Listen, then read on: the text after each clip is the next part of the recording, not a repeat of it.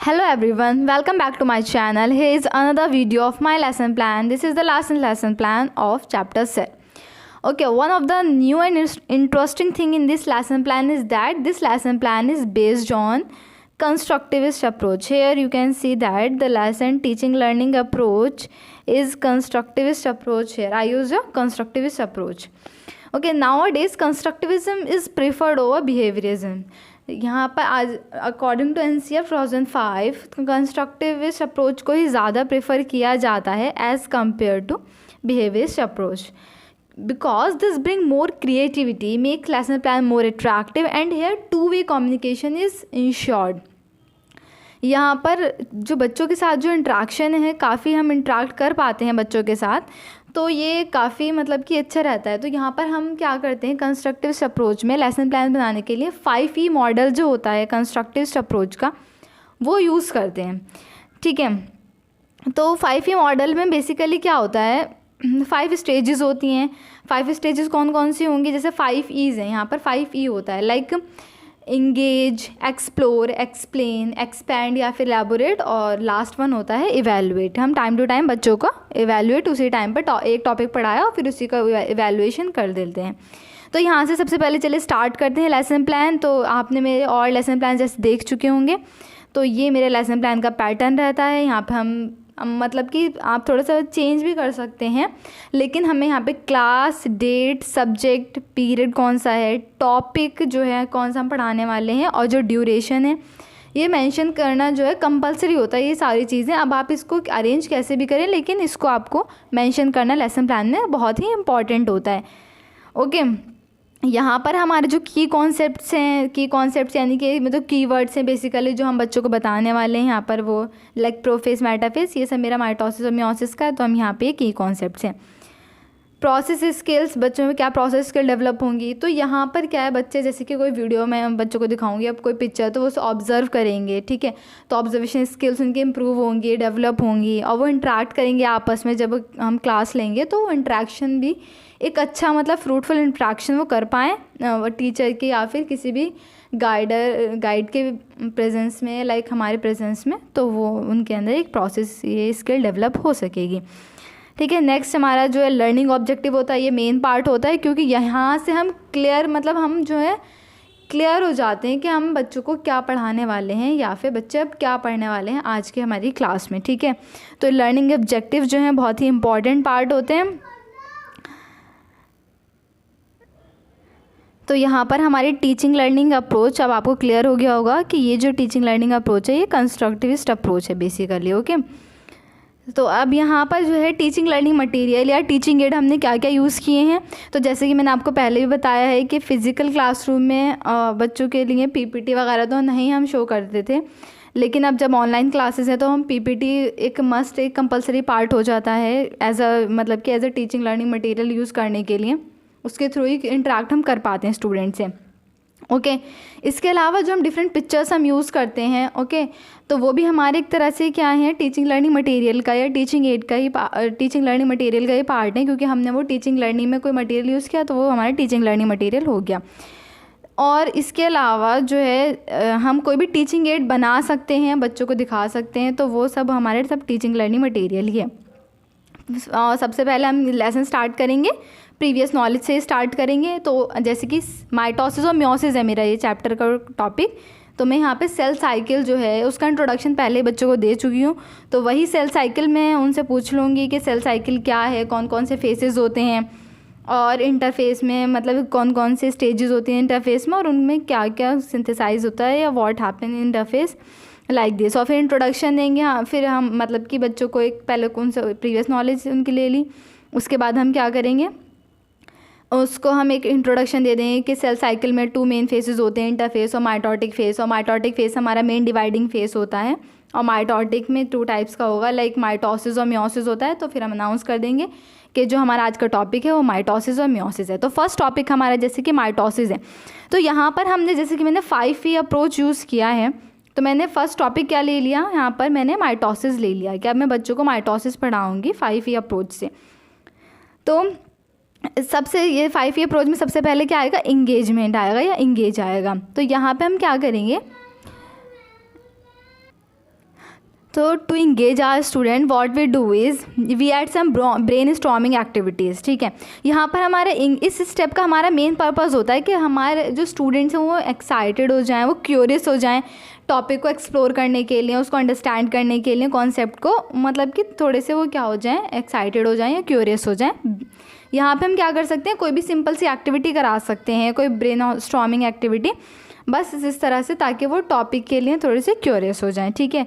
तो इंगेजमेंट में तो मैंने क्या किया है यहाँ पर इंगेजमेंट में इस तरह से कुछ क्वेश्चंस, मतलब हाँ इंगेजमेंट हम किस तरह से भी कर सकते हैं, कुछ क्वेश्चंस भी पूछ सकते हैं बच्चों से, तो मतलब कि फिर वो आगे जानने की कोशिश करेंगे कि फिर अच्छा इसके बाद क्या होता है और क्या होता है। तो यहाँ पर हम कुछ क्वेश्चंस भी पूछ सकते हैं, मतलब हम बहुत सारे तरीके हैं जिस तरह से हम बच्चों को इंगेज कर सकते हैं।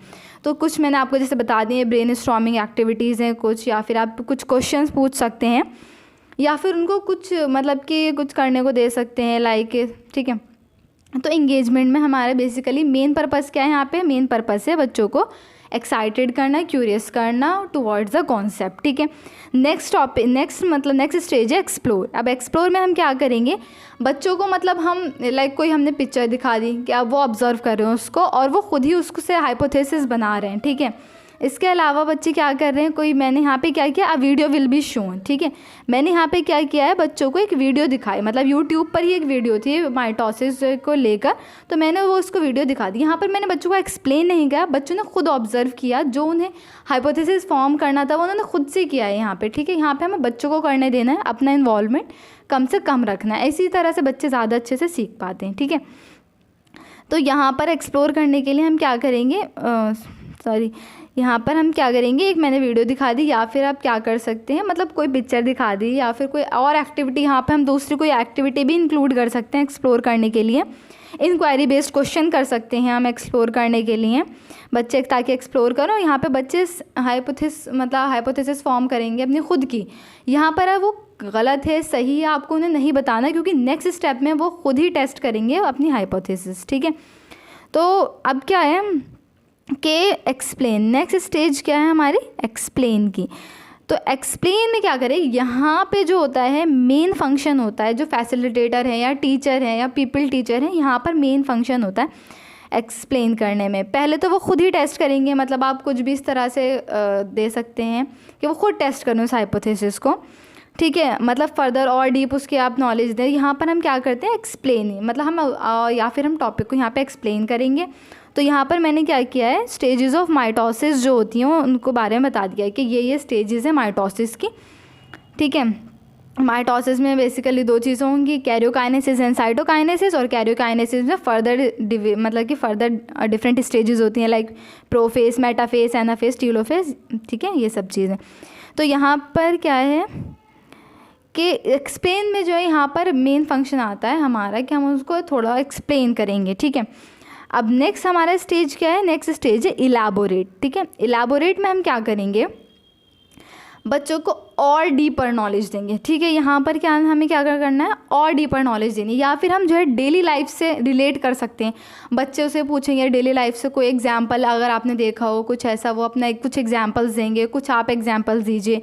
या फिर डेली लाइफ से एग्जाम्पल्स नहीं है तो आप क्या कर सकते हैं, उसी टॉपिक को, उसी कॉन्सेप्ट को फर्दर एक्सप्लेन कर सकते हैं। क्योंकि आप यहाँ देख सकते हैं कि सिर्फ स्टेजेस ऑफ माइटोसिस बताने से हमारा टॉपिक या माइटोसिस कंप्लीट नहीं होता है। तो यहाँ पे क्या करना है कि यहाँ पे हमें क्या करना है, इलेबोरेट में मैंने क्या किया है कि यहाँ पर जो स्टेजेस ऑफ माइटोसिस हैं उनको मैंने स्टेप बाय स्टेप एक्सप्लेन किया कि प्रोफेस में कौन कौन से मतलब स्टेजेस होते हैं या क्या क्या होता है प्रोफेस में, मेटाफेस में क्या होता है मेटाफर्स में जैसे अलाइन हो जाते हैं। तो मतलब कौन कौन से इवेंट्स होते हैं हर स्टेज में, यहाँ पर मैंने फर्दर मतलब को उनको एलाबोरेट किया, एक्सप्लेन किया। ओके इसके अलावा यहाँ पर हम डेली लाइफ से, मतलब कोई ऐसा टॉपिक है तो आप डेली लाइफ से एग्जांपल ले सकते हैं और बच्चों से भी पूछ सकते हैं, ख़ुद भी बता सकते हैं। और यहाँ पर क्या मैंने तो इस तरह से उनको, क्योंकि डीपर और नॉलेज देनी है, तो यहाँ पर हमें क्या करना है कि जो इवेंट्स होते हैं डिफरेंट स्टेजेस पर मैंने वहाँ पे वो बता दिए, ठीक है। तो इस तरह से ये हमारा जो नेक्स्ट टॉपिक मतलब नेक्स्ट स्टेज से इलाबोरेट ही कंप्लीट हो जाती है। इलाबोरेट या एक्सपैंड भी बोल सकते हैं, मतलब यहाँ पे और मोर डीपर नॉलेज देनी है बच्चों को। फाइनल जो हमारा स्टेज है वो है इवैल्यूएट, ठीक है।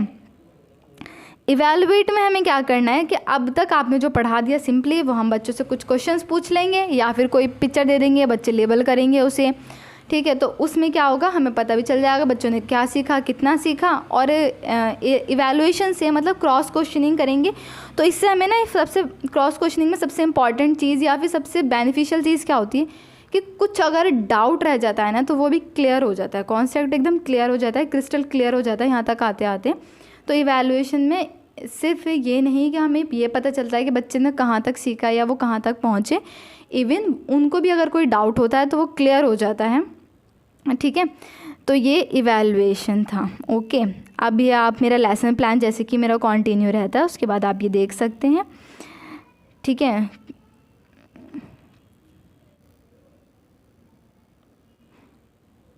सो गाइस, अब ये जो है मेरा माइटोसिस जो है कंप्लीट हो चुका है।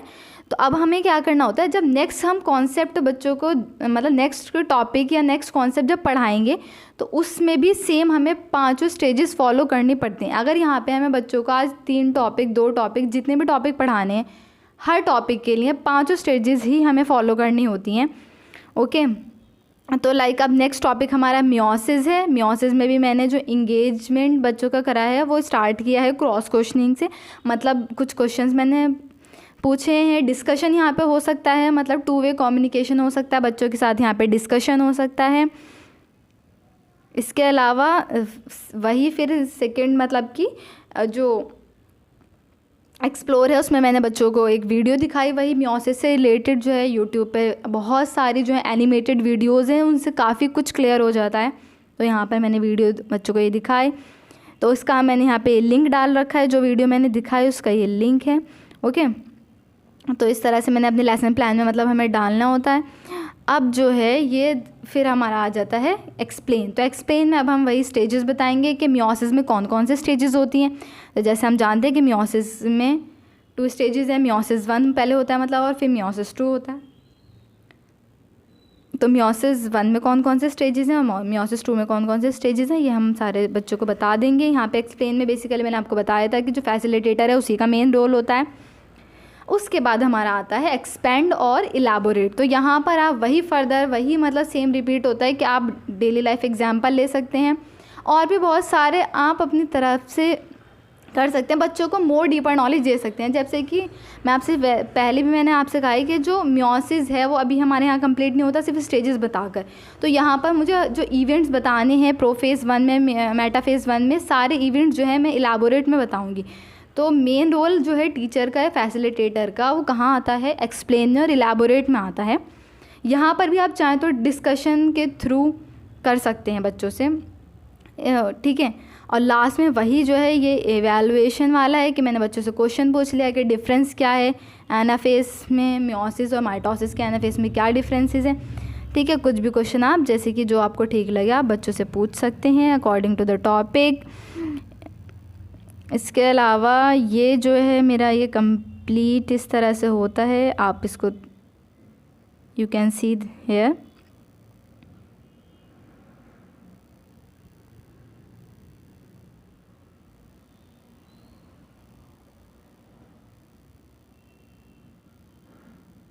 नाउ फाइनली अब लास्ट में क्या होगा, जब टॉपिक हमारे मतलब जो टॉपिक हमने पढ़ाना है पढ़ा दिया, अब एट द एंड ऑफ हम क्लास क्या करेंगे, समराइज़ करेंगे मतलब अपना टॉपिक जो कि बहुत ज़रूरी है।